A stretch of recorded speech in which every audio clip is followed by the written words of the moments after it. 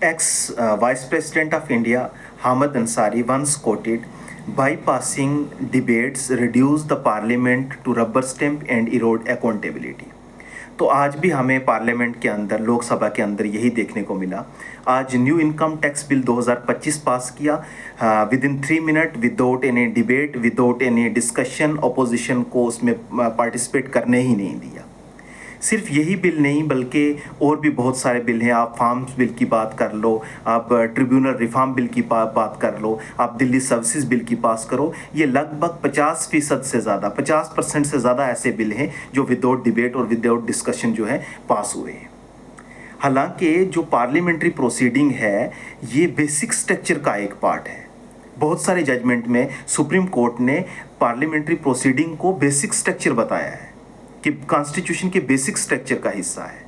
Participation of जो MPs है वो आर्टिकल 105 में और आर्टिकल 107 ऑफ द कॉन्स्टिट्यूशन में जो है वो मेंशन किया गया है कि कितनी ज़रूरी है, क्योंकि हमारे यहाँ इलेक्टेड गवर्नमेंट होती है और ये जो इलेक्टेड रिप्रेजेंटेटिव होते हैं ये पूरे इंडिया के हर एक कोने से हम लोगों को रिप्रेजेंट करने जाते हैं।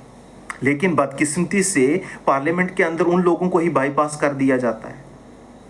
क्या सिर्फ जो हुकूमत में लोग हैं तो क्या वो काफ़ी हैं ये फैसले करने के लिए? मेरी नज़र में मतलब it's an injury to the constitution. ये जमहूरी निज़ाम को तबाह करने का एक बहुत बड़ा तरीका है।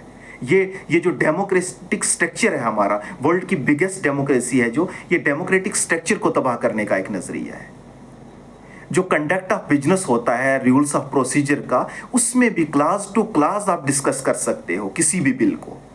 लेकिन बदकिस्मती से यहाँ क्लास टू क्लास तो दूर, लेकिन किसी किस्म की भी कोई डिस्कशन जो है वो आज भी नहीं करने दी है। तो जो कि लोगों के जो वोट है उसका नुकसान आप कह सकते हैं, या जो हमारे इलेक्टेड रिप्रेजेंटेटिव्स हैं उनका कोई मकसद ही नहीं है वहाँ पे जाने का, या अपनी मतलब मनमर्जी से कुछ भी करते जाएंगे, कुछ भी मतलब कर लेंगे। तो यहाँ पे फिर डिसेंट्रलाइजेशन क्यों है?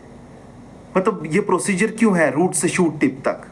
कि हम लोग क्या करते हैं कि इलेक्शंस के अंदर वोट देते हैं, हम अपने एमपीज चुन के यहाँ से पार्लियामेंट में भेजते हैं ताकि वो लोग हमारी बात कर सकें, हम लोगों के हवाले से बात कर सकें, हमारी परेशानियों को देख सकें। लेकिन बदकिस्मती से जो गवर्नमेंट है उसका नज़रिया जो है वो कुछ और ही नज़र आ रहा है।